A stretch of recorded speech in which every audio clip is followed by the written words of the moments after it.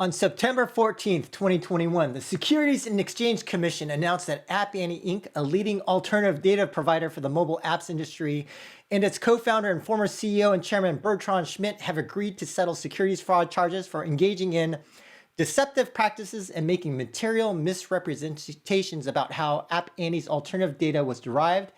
App Annie and Schmidt have agreed to pay more than $10 million to settle the matter, which is the SEC's first enforcement action charging an alternative data provider with securities fraud. Okay, everybody, hello and welcome. Since the news about App Annie broke, there were a lot of people very upset and outraged at App Annie, which to some degree is understandable. I had a little bit of a different take, which I published through a blog post on this issue called On App Annie, Alternative Data and the SEC, and clearly it was popular. I was looking at my stats and it just like spiked up when I published that blog post. But first of all, welcome everybody to Philosophy Friday. This is our second episode and we actually have a guest with us speaking, Lars Doucet. Many of you may know him if you've been following our content. But today we are going to be talking about this issue, which is data usage and ethics in gaming. And, it's kind of a larger issue. It's not just about what are sort of acceptable practices when it comes to market intelligence, but there's also a bigger picture around data that impacts privacy at like the device level with phones, with Apple and Google, for example, impacting IDFA, and even further with the data by companies that may be in competitive situations to their customers. Note that it was just announced that Applovin has just acquired MoPub, for example. So anyway, with us, we do have Brett Novak, CEO of Liquid and Grit, also a big consumer of alternative data to create research reports. Brett, are you compromised? Well, I am slightly compromised in that we have a partnership with Sensor Tower that I wanted to add before we get going. Okay. And I should probably add that I run one of the sites that provides, quote unquote, alternative data. I run GameDataCrunch.com, right, which aggregates public information from Steam and some other sites and just puts it all together out there. I don't make any money from that site or anything. If anything, I spend a little money on it every month. I just kind of run it as a public service. But that's kind of my connection to this whole world as I run very redheaded stepchild to something like App Annie for the PC market. Right. But in terms of, Lars, your background, game developer, technologist, consultant, and I'd say just overall a good guy, right, with a lot of deep insights into gaming, president of Level Up Labs, so you definitely want to check that out, as well as Lars's blog, fortressofdoors.com, so definitely check that out. And just like a caveat as well for myself, so I actually do also partner with Sensor Tower to use their data, and if any of you follow my newsletter, use Sensor Tower data. Also, App Annie has sponsored some of my events before. I partner with them at times to do like certain podcasts and things like that. So, and I just kind of like them too, like the people at Sensor Tower, whether it's, Randy Nelson or the folks at App Annie, there's a bunch of folks there who I really like. So, a little bit compromised as well, just to be clear. Yeah. Well, I think that kind of just represents kind of the state of things is that why does this data exist in the first place? It's because there's a deep, deep abiding hunger for data in the industry. When people talk about Right. data, they mean various different things. And we should be very clear what we mean here. Like, we're not talking here about, targeted, at least in this case, like targeted personal data about like what your mother-in-law had for breakfast based on her Instagram account so that we can sell her ads for whatever. We're talking more specifically about what everyone wants to know is how much money did this game sell? And more importantly, how much money can I expect my game to sell? And what can I put in my pitch deck to convince an investor to give me money by proving that there is a market for what I'm making and that I'm not just insane and out to lunch, right? And historically, that data has been of very low quality or not available. And in the past, I would say 5 to 10 years, there's been this explosion of, like, let me give you an example, okay? So like Ron Gilbert, the original designer of the Monkey Island series, like he has a blog called Grumpy Gamer, and like I forget which article it is, but he talked about like what it used to be like back in the day. Like when LucasArts would ship like Day the Tentacle or Secret or like Monkey Island 2 or whatever, you would put out the discs, and they're probably like floppy disks back then, maybe not even compact disc, but it didn't really matter. You put it in a box, you'd ship it out, And then a couple months later, you'd find out if you sold anything, right? Yeah. You know, like, and that's the publisher themselves figuring out their own data, right? Let alone how much money everybody else is making. So unless, you know, and that's actually kind of the history of, I don't want to completely speak out of turn, I might be getting my history crosswired, but certain companies got big back in the day and became these like really powerful movers in like the PC games industry and then the rest of the industry by basically having a finger in everyone's sales data. I forget if it was Activision or Electronic Arts that kind of, or some other PC game publisher. I really wish I was smart enough to just remember it just like that. But there was one of them that was a major publisher at the time that they cemented their position by just knowing what anyone was selling, right? And that made them just absolutely invaluable as a distributor, right? And as the world moved from physical and retail to the world of digital, you started to have it, like sales became much more instant, they became much more trackable.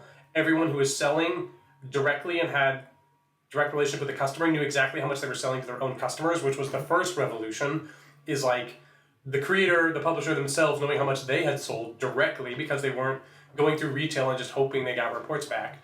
And then you had developers who are not like cutting on royalty shares starting to get reports, because it used to be just like you just kind of like, unless you didn't have an audit clause, you kind of just trust that your publisher is giving you the money you deserve, and a lot of times they were getting screwed over, right? And so then you now get to the place where it's like we have all these top seller charts and there's all this information out there that even for someone who is not plugged into the ecosystem at all, just through public data combined with a little bit of private data and a little bit of insight and knowledge of how the industry works, can deduce a shocking amount of information. Right. And then you have places like App Annie that is like, well, if I just partner with enough people, I'll just get the truth, and then I can sell the truth back to people. And there's just this deep need for that information, because otherwise you're like, what kind of game can I make? I don't know. Has anyone ever succeeded making that kind of game? Right? These huge basic questions that will determine which things get invested and which projects get greenlit is really hard to do in an absence of data. And in an absence of data, what happens instead is you get basically opinion laundering, where it's like, games with women in them don't sell. And it's like, what's your basis for that, Mr. CEO? The truth, because I know everything, right? You know, and so like, and then you could go like, well, actually, I think there's plenty of evidence that they do sell if you look at this, and that can have a major change. You know, that's how you can have these big paradigm shifts. Anyway, yeah, Lars, I think, you know, it's kind of funny because the original intent for me writing like a blog post on App Annie was I was actually initially writing it to kind of troll execs and say, without this App Annie data, what would execs do? How would they form any opinion on anything? Because this is basically like no exec wants to say a game is good or bad until they see the data. And so, right. so it Not started a good off, one, at least. it started off kind of as a joke, but then, you know, got a little bit more serious as I kind of dug into the issue. But I thought I could also just inform the audience of like what happened. So what is this App Annie issue, right? And so Right. you kind of alluded to it, but basically what happened is App Annie has a service called Connect. And with Connect, mobile apps basically send their data to App Annie, who would then provide some like analytics, some dashboarding features for their customers. But probably more valuable was also that if you use Connect, you could get like a big discount on the overall App Annie suite of services, which, you know, is not cheap. It's you know, it's kind of expensive. So you're paying with your data, basically? To some degree, yes. Now, the issue though, the reason why the SEC got upset was that the Connect data was then actually used to form the intelligence estimate. So the way that App Annie makes the revenue estimate or the downloads estimate is supposed to be algorithmically derived, right? So if it's derived by an algorithm or something else, that's fair. But, and also, you know, surprisingly, they can use private company data legally, but it's the public company data, because what the SEC is concerned about Oh, that's is really nuanced. the SEC is concerned about hedge funds using this for insider trading, right? Right. Like if you get that data and then you can provide a more accurate estimate, then ahead of an earnings call, you're like, okay, I know what's going to happen here. Yeah, You can oh my trade God. against that. Yeah, and I want to unpack that real quick, just because Sure. of the technicals. It's like that Well, is to clarify, go ahead. it's only that the SEC is concerned about the public companies because SEC focuses on public companies, but at least according to the writing, it broke the terms of service of Connect. So it did violate things for non-public companies, but non-public companies are outside the purview of the SEC.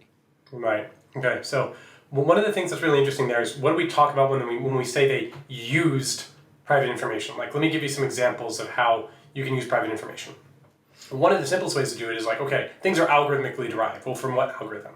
Typically what's done is there's some public signal that's out there about a game. Like, a good example is people on Steam will do what they call the box slider method, which is they look at the number of reviews the game has received. They know that the more sales it has, the more people there are to review it. So there's some multiplier between like 20 and 100, depending on what the policy is today, of what the true number of owners might be, right? And that's a very crude way of estimating, right? There's an algorithm, it sucks, but it's an algorithm. And then one way you can use quote unquote private information is if you know what the sales for your own game are, you can see what the output of that algorithm is for your own game and adjust your little coefficients that way. And you can scale that up for however complicated an algorithm you have. Like, okay, so we take the number of reviews and we take the number of followers and we take the number of chart positions and the phase of the moon and whether I'm wearing boxer shorts today and you put it all in with some chili spice and then out pops a number. And then if you know enough private data points, you can basically fit the curve, right? And so the question is, how are you using the private data? Are you using it to validate your model? Then there's a question, is it machine learning, where you basically just have the giant machine learning blob, like have access to all this private data and figure out an algorithm. But one thing we found with machine learning is sometimes it will just, if it's overfitted, it will just output its inputs as output. Like instead of like working out an algorithm, it's just like, oh, the number for this game I trained on is this, and you asked what its number is, so here it is. So that's another way private information can be used. And I don't know nearly as much about the SEC of how it cares about that, but it seems like almost tautological that it's like you can't validate your algorithms without using private data. But then the question is like, do you just report the private data as is, or do you do it in a way that it's just like it's too close, or what's the deal? Yeah, so they got in trouble for actually adjusting the internal estimates, right? So they know what, let's say, Activision's number is, and then they adjusted it to be closer. Right. And so that was the issue. Now, I think the other thing that people in our industry should be aware of. So what's the implication for the industry? And I think the scary part now is that like the SEC wasn't just saying, hey, App Annie, you guys are going to be in trouble. So the scary part was where they're indicating, hey, hedge fund, if you use the data, you are going to be in trouble. Now, so to your point, Lars, so you said, why do people in the games industry use this data? Well, they want to know what games to greenlight. They want to know what games to make. They will use this for M&A research, right?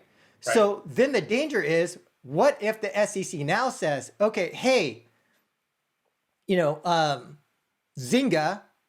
you used, appdata.com, whatever that service is. I mean, App Annie's clean now, but if you use a service that's compromised in some way against the way that, against the SEC complaint, then you could get in trouble, right? Like you would be penalized. And that's so like fruit of the poisonous tree, and we're sending us back to the dark ages. Right. So I think that's the thing that we have to watch out for as an industry. And then more broadly speaking, but wouldn't that be only if Zynga was investing? So I think that, right, if they use the data, at least with the SEC, right? I mean, yeah, if they use the data for M&A, but like, let's say they used it to greenlight a game project. I mean, who knows? Then this comes into a further discussion later, which we could talk about, is like, how far do we think the SEC is going to go? For the audience purposes, M&A means mergers and acquisitions, right? Right. I guess the danger is that if there is a SEC overreach and they really start to try and get into everyone's business, then they could nail you for a bunch of stuff if you're using an alternative data provider that is compromised. So that's like the danger. So there could be a chilling effect whether there is regulatory action or not, right? And so one thing I think is important to talk about is like the kind of general discourse about data is everybody hates big data and they're the big evil people in the tech communities, is how like the average person on the street feels about it. And in my opinion, kind of rightly so. I think there is some nuance to be had about these data providers for game purposes, because remember, this is not what your grandmother had for breakfast today so that we can send her, 5G conspiracy ads, right? That's not really what this is about. It's like a lot of times this doesn't even involve private data about individual player accounts, although that can be used in some of these data services, and we can get into that. Like, my whole shtick on Game Data Crunch is my site is not the most useful of all of them, but it's kind of the simplest and the cleanest because it only just re-reports and re-aggregates information that's already 100% public.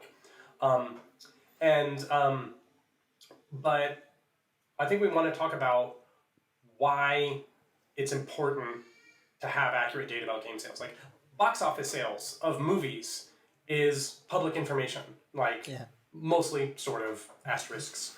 But like a lot of people just kind of take that for granted, that we just know how much money every movie made. Now, we don't necessarily know what the DVD sales were, and we certainly don't know how much they made on Netflix or Hulu or anything like that. They keep that real tight-lipped. And I wish again that I had like my homework perfectly done and I could remember the hard-fought war it took to get box office disclosures. Like, that wasn't something that just movie execs did out of the goodness of their hearts. Like, there was real organizing to make that happen, and a lot of horse trading politically that like had to get that to be a thing that everyone just takes for granted now.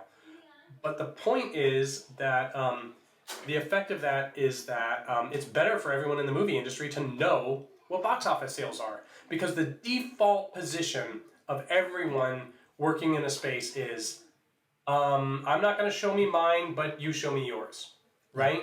I want all your information and I'm not going to give you any of mine, right?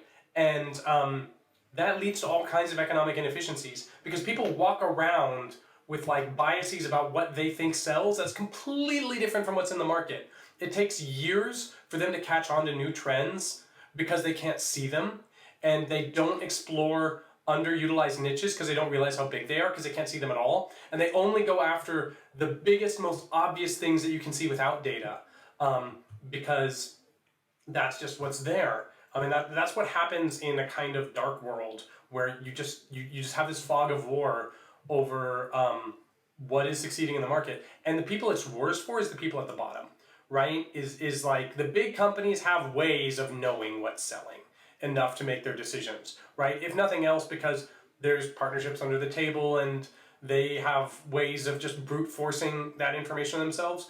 But there's huge information asymmetry at the bottom of individual creators and also the developers these publishers hire. Like, a big problem often is like, you will have no idea. You are a developer, you're making a game for a big AAA publisher, and they lie to you about what your sales are, and you have no recourse. You don't know if they're telling the truth. This has happened countless times before, and then they use it to stiff you on royalties. And so a lot of times that's come out when these data leaks have come out is a lot of publishers get sued because finally it becomes out in the open what people are actually making. And then they're like, we sold twice as much as you said we did. So where's my royalties, dude? Right? And so information asymmetry is a classical concept in economics about one of the massive differences in leverage between different people supplying services in the industry is if one side has better information than the other, they can use that to just basically extract enormous amounts of value from them. And so I think it's really important to underscore why there is a craving for this data, and it's not just because Bobby Kotick wants to put another couple zeros on his salary. It's as, if not more important, for people at the bottom to have these commodity services that anyone can use to get these data, because like, there were less efficient but also more gate-kept services before. They had worse data, but it was available to less people. You had to pay like huge numbers, a huge amount of money a year to subscribe, which was nothing to the bottom line of a big AAA company. But nowadays, like with like Steam Spy, I mean, before it kind of like degraded in quality, but like, and then all these new game analytics service and App Annie and Sensor Tower on mobile, like it kind of leveled the playing field a little bit in a world that is famously unlevel. Anyway, I'll shut up now. Yeah, no, I totally agree. Like although I might disagree with you a little bit, Lars, Okay. in the sense that I think that without App Annie or Sensor Tower, I'm not sure if the big companies would know what to do. Like at least on the mobile side, right? Like they paid the big fees to get that data, and then that I do think that's probably the information asymmetry is like the small studio who may not be able to afford App Annie or Sensor Tower is a little bit at a disadvantage. But That's true. I do see a lot of the bigger studios. Like this is why I make fun of the execs, because they'll look at the data and they'll be like, okay, go copy that, go copy that, go copy that. Right. Well, I think the mobile industry is interesting too because it's so dialed in, right? Like the margin between failure and success is fairly thin. It's all about like get to that 1 cent profit margin and then just crank that volume. Yeah.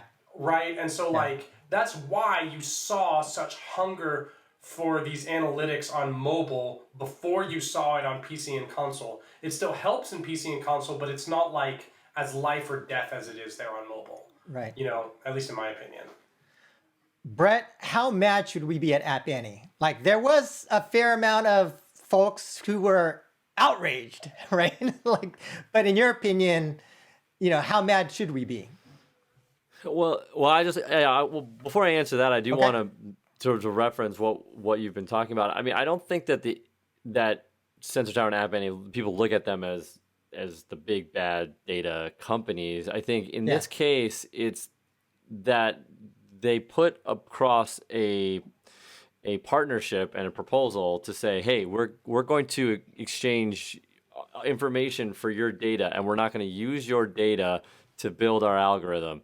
And then if you read exactly what the SEC said, it says, and this is important, behind the scenes, however, Schmidt also directed a small number of employees to use actual app performance data in ways that were prohibited by the Connect terms of service to force the model-generated intelligence estimates closer to actual figures before they were delivered to subscribers, end quote. So it's not, there's two different discussions I think that we need to have. Is one is just general data, right? Collected in ethical means, agreed upon by our society, right? That's something that you seem to be doing, Lars. I know, we stand for here at Liquid and Grit. And then the other is telling somebody that you're not going to do something and then doing it to provide data for other people, right? Yeah. And then that has implications to the public market. And that's where the SEC got involved, right? And so, also, and so I think in this case, there was some things that the SEC is claiming actually happened where Schmidt told a couple of people. It wasn't by mistake. I think when I originally thought of my answer for this, it was, well, how did this happen? And was this by mistake? And I generally am somebody who tries to live by the creed of be curious, not judgmental. And so that was sort of my initial take on it. But here, it kind of clearly says that there was some intent behind it to break the code of Connect terms of service, right? And in that case, it seems like the community should be upset about it, but of course it happened in 2018, and the SEC has come in and basically served the potential punishment for it. So I guess in this case of what Schmidt did in 2018, I think the mobile gaming community can be upset about it.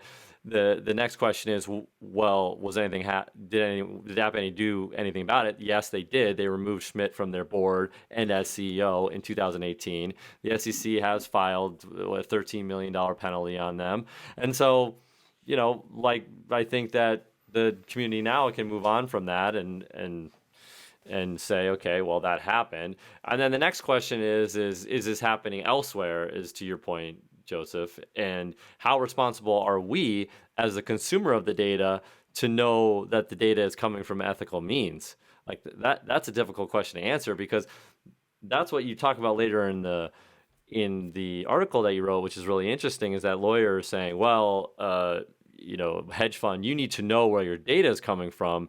And it's like, well, how the heck are you going to know that? I mean, App Annie's not going to tell you, or any of these service providers are really going to tell you all the data that's going into it, just like Google doesn't tell us what their algorithm comes from, or all these other sort of like that's But how the they thing make that money. apparently the SEC is giving them like, here's what you need to check for, like a checklist. Well, and I'm gonna call it the SEC.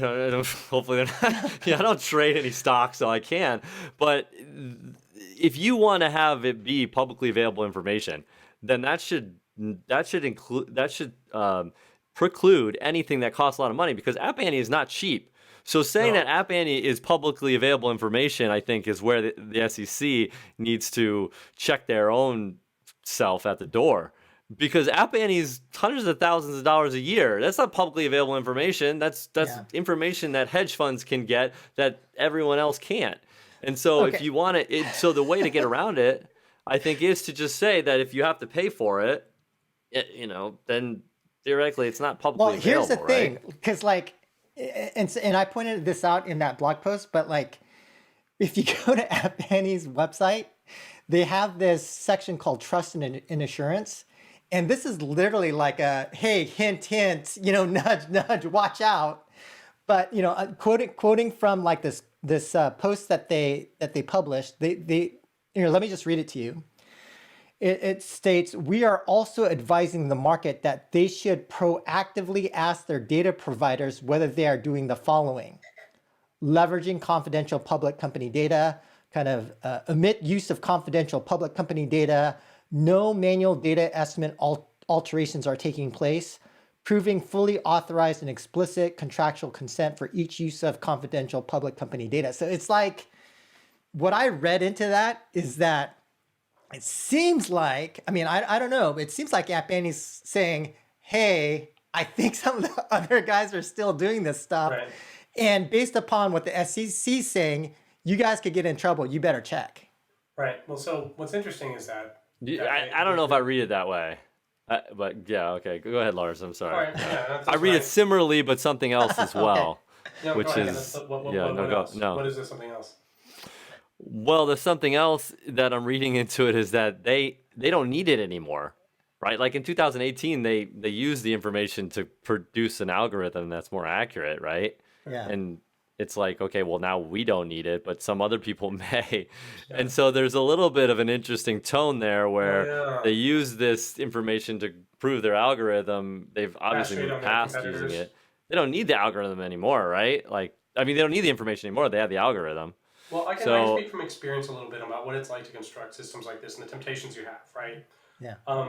So one thing that's interesting to me is that there's also the angle of, did they violate the trust of people who are like, well, I'll give you my data in exchange for a discount, right, or whatever, but you're not going to go tell my competitor that I made $1.2 million last year. Are you? Exactly. Like, to the last decimal point, like, yeah, they can have the same average within the same error bars as everybody else, but, like, that's the terms I think I'm giving you this data under. And then if they're going out there and they're like, yeah, Lars' game made exactly this much money, because that gets us a better fit, and we're just gonna have Fred back in this, just go into the SQL database and just plug that right in to just, make our, because the algorithm is a little bit of an outlier there normally, just get a little tighter there, and so, I think that's where it gets really fuzzy, where you get into machine learning and like what counts as manual, right? You're doing everything with a computer. Like, you're not literally, like, holding bits in your hand. Like, what does it mean to do something manually? Because you can overfit a machine learning curve as tight as you want, hands off with a script, right? Like, you can make a curve that looks like an elephant and just fit your magical algorithm sauce to it, And so I think and this kind of comes with, like, when you have, I don't want to cast shade on the SEC's like technical savvy, but it kind of reminds me sometimes of like when senators are like grilling Facebook and they're like asking like the dumbest questions. Right. You know what I mean? It's like what does it meaningfully say to like manually just? It's like, I think the idea to have in mind, which makes sense to me, is you have the algorithm produces outputs. And then someone's like, oh, well, I can make this info better if I just override it with the true data, right? That makes sense. But you can also do an algorithm that does that, right? And hide that it's doing that and make it all automatic. So that's kind of a thought I have. But then, how would you ever prove that? It's complicated. But going off on more to the angle of using public and private information. So there is, for instance, in the PC and console game space, I made Game Data Crunch because of frustrations I had with the existing systems that, like, everyone wants to know how much money someone's making, right? And I was like, we just need to get a really good understanding of the public data we're 100% sure of. We know exactly how many reviews a game has. We know exactly what its CCUs, concurrent users, are. We know exactly like what its user score is. We know these are facts. They're not just like, there was so much made up sauce that we would check against true data and it would be totally wildly off. They were like, let's just get like our facts down first and then someone can build a model on that, right? And that was my mission. And now I'm kind of obsolete because now there's plenty of other people coming out making better sites than mine, which is fine. It gives me more time to do other stuff. But I'm arriving at the point here. The point is that there's an example of a service that I think has kind of a brilliant business model. That's one of these new sites that's coming along. It's called IndieBI, which stands for Indie Business Intelligence. And one of the major problems when you're in the console and PC space is, especially with consoles, is your game's on like 10 different stores.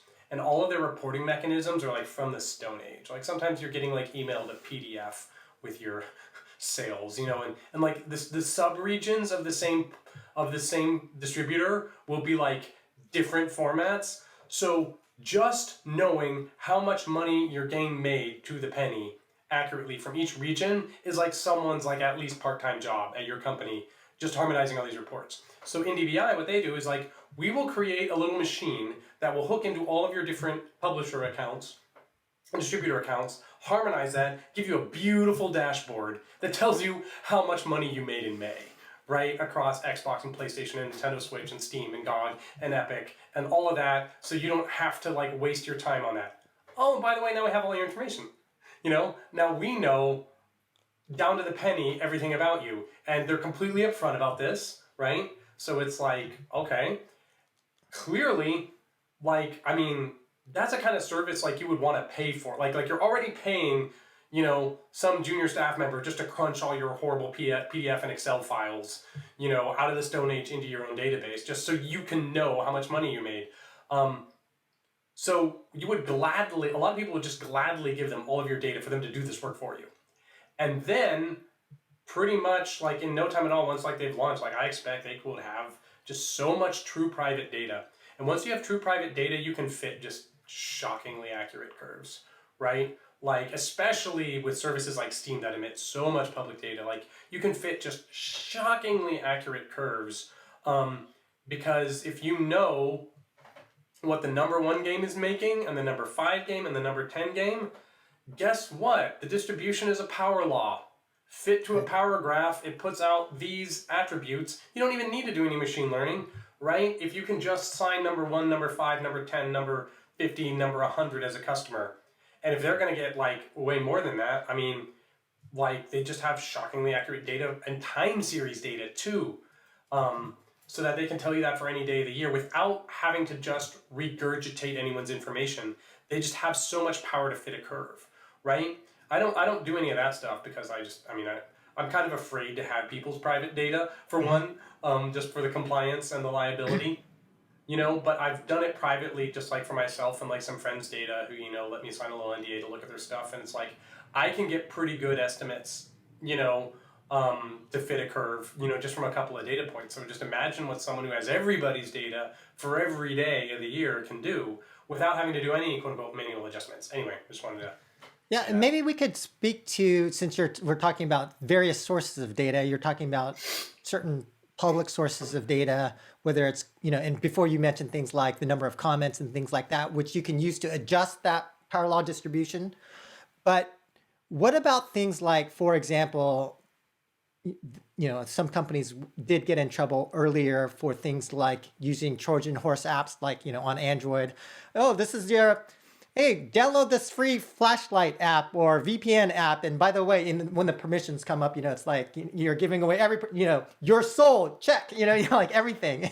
So like, what do we think about that? There's also things like email, so there's some free email services that are, really good email services for free, but then then they're reading your email and they're like, oh, that your Apple IAP receipts, nice, you know, and then they can take that data. Like, do you guys have any thoughts in terms of what's cool to use? What do you think would be acceptable in terms of data privacy at an individual level, as well as some of the public stuff that you had mentioned, Lars? Well, I can tell you right off that the PC games industry is like, PC players are so sensitive to that. There was a big, like, I'll give you two anecdotes. The first one is Red Shell, which was this tracking software that was in a lot of popular indie and some professional games a couple of years ago, and it was for advertisement attribution, right? Because like there's that famous quote, like, half of the money I spend on advertisement is wasted. The trick is knowing which half,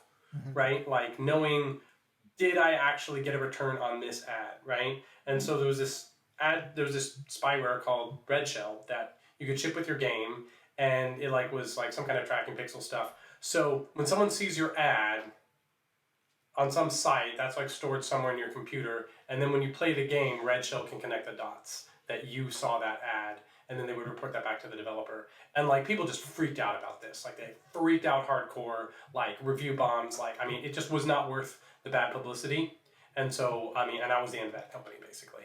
So in PC, you couldn't have a more virulently opposed crowd. So it almost doesn't matter what's right. It's just bad business sense, and I kind of come down, I'm very sympathetic to the view. When I was started off, and the PC crowd can be really, really, really, really, really suspicious, to the extent that it's very common in games to just report back analytics, this many people died on level 1, right? This many people died on level 2, and they died here, so I can balance my game, right? Crash reports in Windows and all that.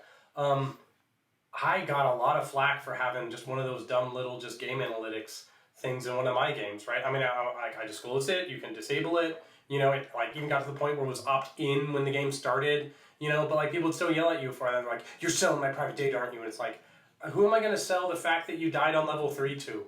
And then I eventually just removed it because I found out that it's I felt I thought speculatively that I would need that data, and then it's turned out to be more of a hassle to collect and process than I actually got any advantage of, so I just removed it all. But in PC, they're super hostile to it. In console, I feel in console people do whatever they want, because how is anyone going to know? For better and for worse, right?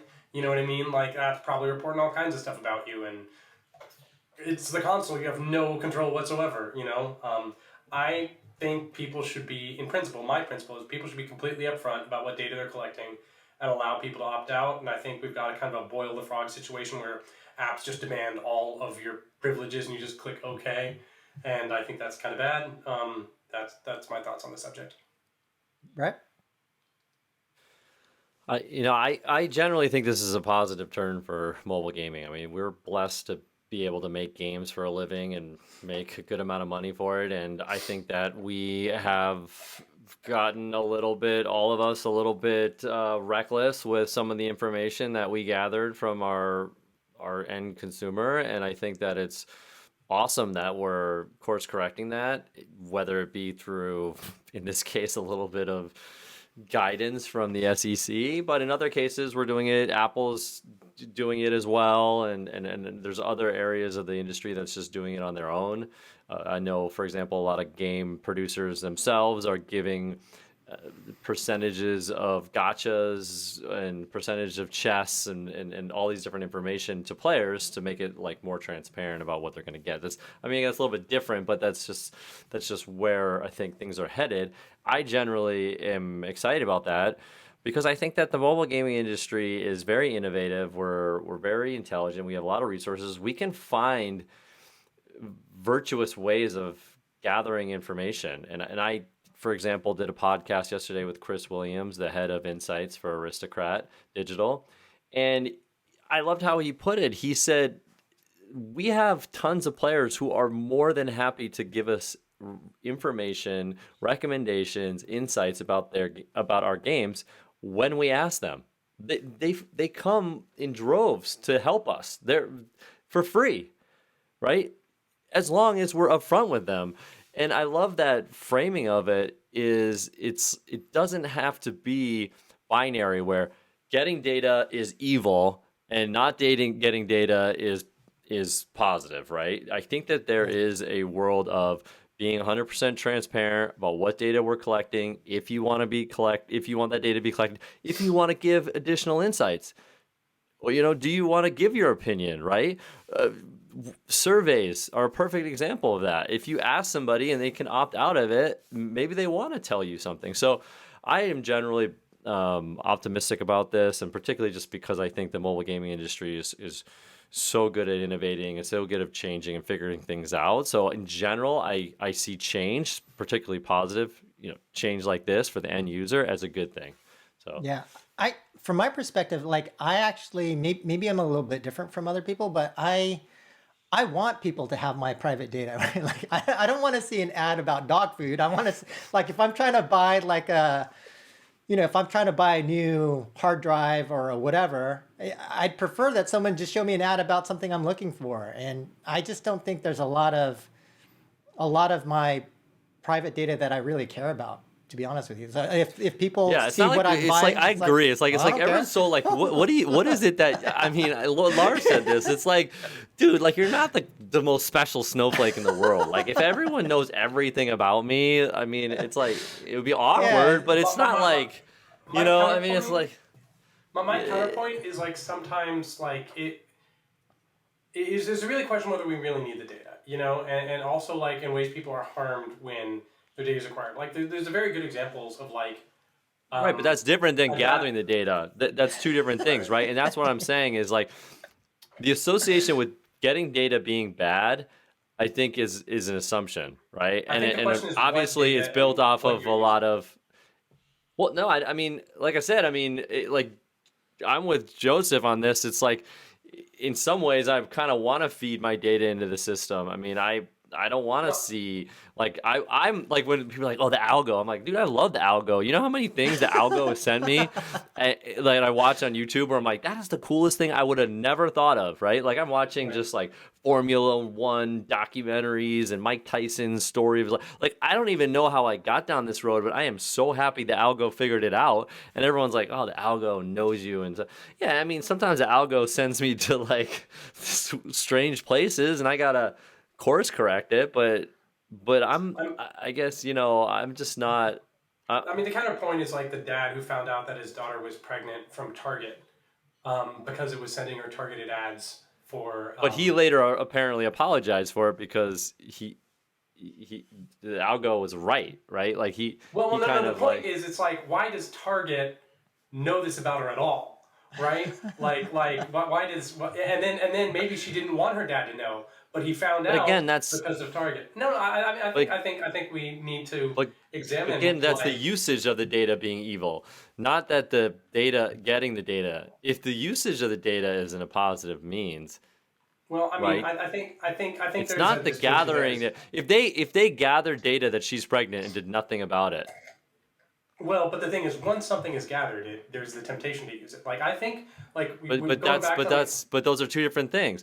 If they had just figured it out, because if she bought a pregnancy test, and now they know that she's potentially pregnant. Right. Well, the thing is, they don't necessarily need to. And they didn't do anything about it. Then that's. But what is collecting data? Like, is sending that to the advertisement department collecting the data or not? Let me bring this back to the App Annie question, right? Where we had, should we be mad at App Annie? The other question is, should we be surprised, right? I am not surprised that someone who has access to private information is tempted to use it, because that is what competition is going to drive you to. Because if App Annie doesn't use it, Sensor Tower is going to use it, right? And they're in direct competition with one another.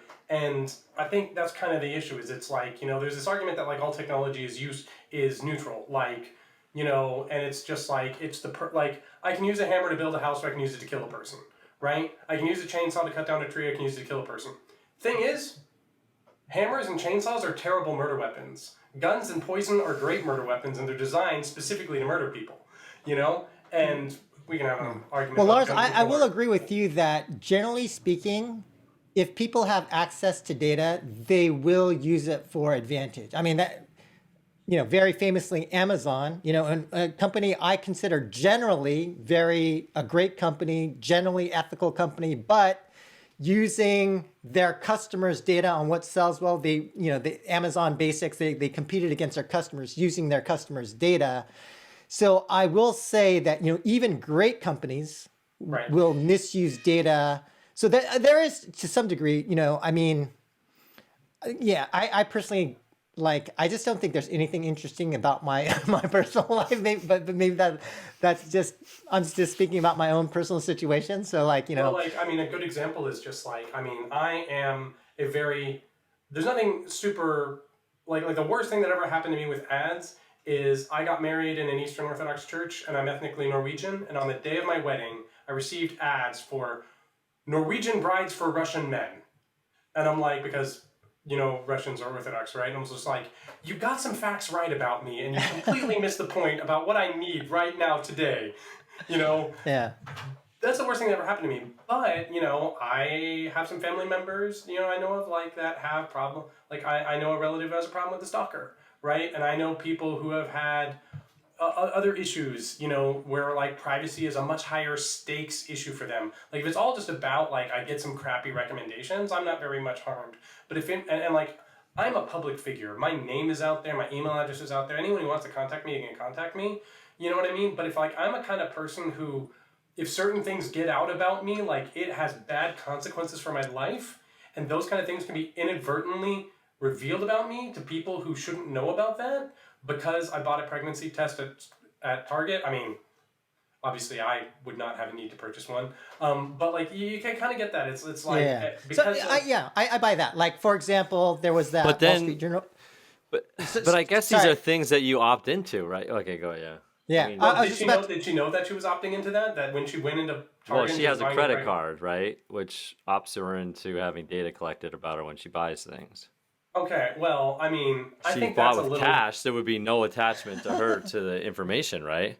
I think this is a little bit like the Bitcoin's not your keys, not your coins kind of argument, where it's it's up to you to, ignorance is no excuse for the laws of the universe kind of argument. It's I totally get what you're saying, but it's if I'm a 17-year-old girl and I'm pregnant, I might not even know that is the rules of the road because it's put in this giant terms of service that I don't read and they don't expect me to read, and so they know they can get away with this stuff, right? And I think there's kind of a little bit of a difference between this perfect libertarian freedom to contract and people actually living in a world where they have truly and honestly opted into all the things that they have opted into by default just because of the way we've kind of greased the skids is kind of my position. Yeah, and the point I was trying to make is that there was that Wall Street Journal article about how TikTok can determine if you're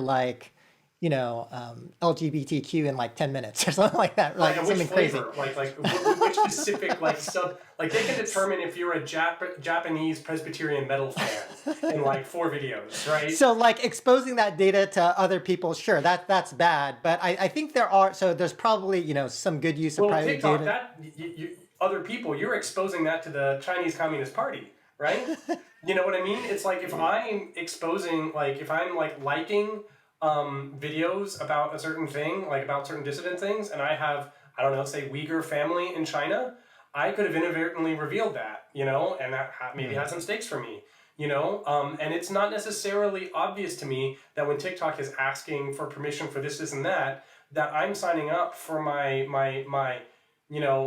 grand uncle back in Xinjiang to be, pulled into a concentration camp. Right. This is kind of an extreme example, but all of these things have happened in certain ways, right? Okay, so I think the takeaway for me is use of private data, complicated issue. Probably we're getting way off course because we're talking about data of game sales, and we've wound up into the CCP. Well, no, because I think the biggest difference is the attachment to an individual, right? Because in App Annie's case, it's just revenue numbers.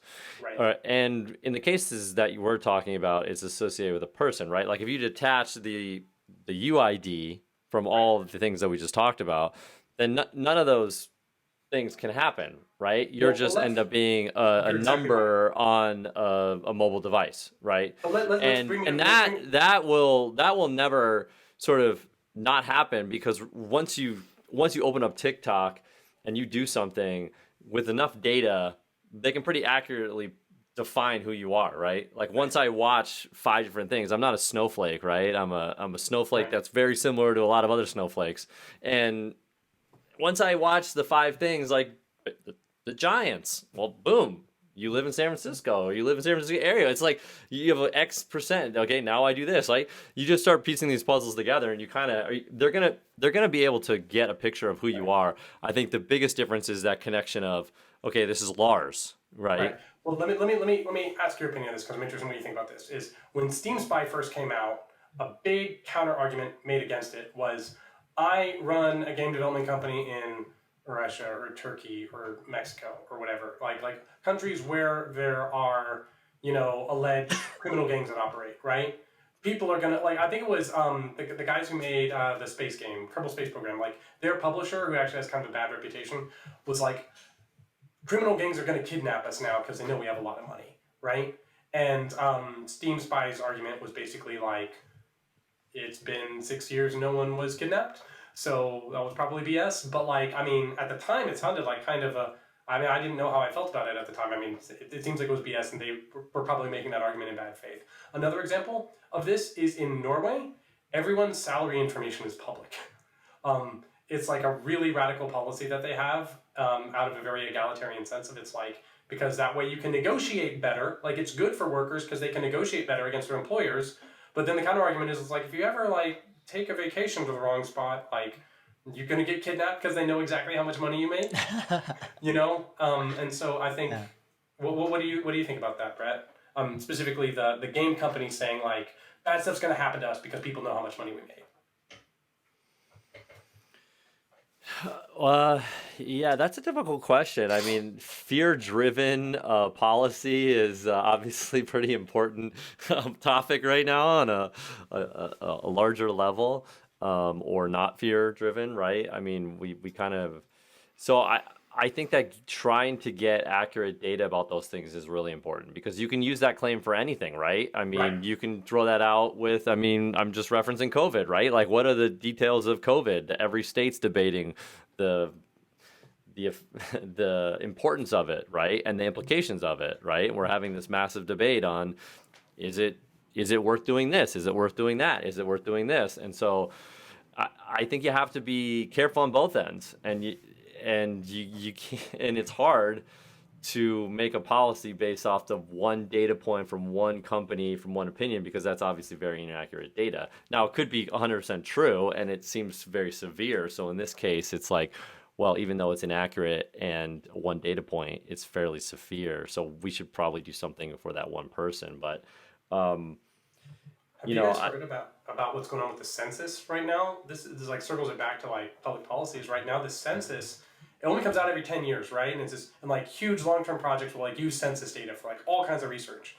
This year, the census has been like, for privacy reasons, we're not going to tell you like the same amount of granular data on anything lower than the county level.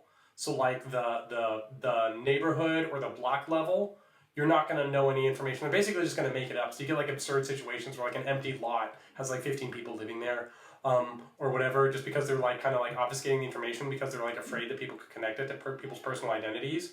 And like a bunch of researchers are like super mad about this because they claim that argument is spurious and the census has always operated this way. And now there's this big giant gaping, what's going to be a 20-year gap in data, where we basically can't make all sorts of, like, so many research projects are basically thrown in the trash can because we no longer know that granular data. And the argument for doing it was to protect people's identities because people could work it out. What do y'all think about that? I don't care about anyone having my personal data. So I'm more on the, I think I'm more crazy. So I don't know. What do you think, Brett? I mean, again, I think it comes back to the usage of the data, right? Right. Because the data itself and the knowledge of the data alone is not, I think, bad, right? Like, I don't think that there's much bad about it. It's the application of the data that I think is where there needs to be serious consequences and overview of it, right? I mean, in this case, the App Annie, the situation was a bunch of hedge funds guys probably got a little more rich than they did last year, which is like super rich. So like super rich between rich, right? Like the application of this data. I mean, to your point though, there could have been Lars people getting murdered in Mexico, right? So Right. It yeah, also I hasn't mean, happened I in think 6 years. right, and it didn't happen. And we also can't live in a world of complete fear of everything bad happening. We need to mitigate and we need to stop. But I would say that I would say that Lars, I'm actually more going on your side because like in the end of the day, I care about making games, and I think we all care about making games as a living because it's a wonderful privilege to be able to do this. I feel so blessed to do this every single day, and at all costs, I think, and the goal of it is to make people happy. Do we need to know that it's a 45-year-old man in Norway who's playing my game to do that? No. We don't need to know that. So if I had to make a hard decision right now about whether or not the data was super like necessary, I would say no. And I'd add to that I feel like necessity is the mother of innovation, and mobile gaming is super innovative. So if you shut this door, if people say, hey, this is really offending us, and we shut the door on it, what I'm saying is I generally feel that mobile gaming is going to adjust, going to pivot and say, okay, maybe we ask you for your opinion. Maybe we have everyone who plays our game fill out a survey and get 1,000 coins. And then we say we're going to use this data to inform a next product innovation, right? Like, so if I had to make a call right now, Lars, I would say that it is erring on the side of just being careful about the end users' like well-being, right? All right, guys. So I thought we could wrap it up with one last question, really around kind of like the SEC, what we think they're going to do. And one thing that for me was a little bit of a red flag was the SEC investigating Activision Blizzard over workplace practices, disclosures, things like that. And sure, you can say that the SEC is investigating Activision Blizzard because some of those workplace practices may have impacted, like if there wasn't enough disclosure, could have impacted, the stock price, things like that. But in my opinion, I also think it also kind of indicates more of an expansion in terms of the scope of the SEC. And I don't know, maybe I'm just being a little bit paranoid, but wondering what you guys think. When I listen to some of these lawyers talk about how, for example, now the SEC is kind of indicating to hedge funds, you guys better watch out, And then the next logical step is that game companies are going to need to watch out if they're using a service that's been compromised in some way. And then, I think, even there are a number of public companies using customer data in various ways. And so like the scope of the SEC potentially could expand quite a bit. Something that worries me a little bit, just because I'm just generally, I'm not libertarian, but I do like smaller governments if possible. But what do you guys think? It's interesting to me because it's like, it seems to me like a sign of using whatever enforcement mechanism is around to just like, put a square peg into a round hole just to get the job done kind of thing. Like the Activision Blizzard thing is interesting. It's like, I wouldn't imagine, like the SEC is there to like basically like prevent finance fraud. And like was set up in like New Deal in the wake of the like Great Depression, right? And like so I'm a little confused about like exactly what they're like. I think it's good that we're going after companies that are abusing their employees and doing all this harassment, but it seems kind of, I don't know all the executive agencies exactly what their bailiwick is and whose job is what, but it seems more like, isn't that like a National Labor Relations Board or Department of Justice or something kind of thing? Like people are committing what might even be actual like prosecutable crimes. Like, I don't imagine like the money cops going in because it's damaging shareholder value, right? And that's like the justification for going after these people. It's like, I understand like any port in a storm, like get people justice, but like it does feel a little, the Activision Blizzard feels a little weird to me that it's like the money police who are gonna fix this problem. I think the argument the SEC is potentially making is that, hey, if you as a leadership team heard about some stuff, you should have disclosed it. You should have said, hey, we got a bunch of people. That's interesting. Discriminating against or sexually harassing, Right. although I've never ever in the history of any like financial filing ever seen a company that disclosed something like that ever. But Well, I don't know. what is it like the equivalent of? It's like, okay, we found out that one of my VPs like dumped a bunch of toxic waste into the lake, and then I covered it up, right? And then when it comes out on a 60 Minutes report, the share price tanks, and so along with an actual crime, I've also just against humanity in the lake, I've also committed fraud, right? Is that basically the argument here? That it's similar. I think so. I think it's similar. yeah. I mean, I could support that. It's a little weird that round peg square hole kind of thing. It's I support people getting justice wherever they can. I do want to make sure that we use the departments we have for the purpose they have. I understand that that's kind of I'm gonna wish for a lot of other things while I'm at it, Yeah. But the SEC becoming a de facto data broker regulator is interesting. I don't know enough about it to have opinions. You clearly do. I'm not sure who would regulate that otherwise, just because I don't know enough about the executive departments. All right, Brett, any final thoughts? Yeah, I mean, it just seems to me that it's just new for us because mobile gaming is now becoming an industry where we have so many public companies in it, and it seems like the SEC wanted to get their name in the newspaper that they're looking into mobile gaming, and we have an eye on mobile gaming because now it's the point where mobile gaming is hot, right? And it's hot in the public market. And so I think they wanted to throw their name out there and say, oh, we looked into this, looking into that. But I feel like it's kind of going after Capone for tax evasion, where he did a bunch of stuff, but the way you can actually make it stick is getting him for... It's like where the IRS has that form when you fill out your taxes. It's can you disclose how much money you made from illegal activities? It's who's ever going to fill that out? It's like the IRS are not actually the people you'll get in trouble. It does. It's there's a form to fill so that it's if we can't get you on the crimes, we'll get you on not paying taxes for the crimes. Yeah. Why didn't you report that? Yeah. All right. Well, I think we'll wrap it here, everybody. Pretty far-ranging conversation today. A lot of cans of worms opened. Hopefully you found some value in our conversations today. And for everyone, catch us next time, everybody. Catch y'all later. Bye.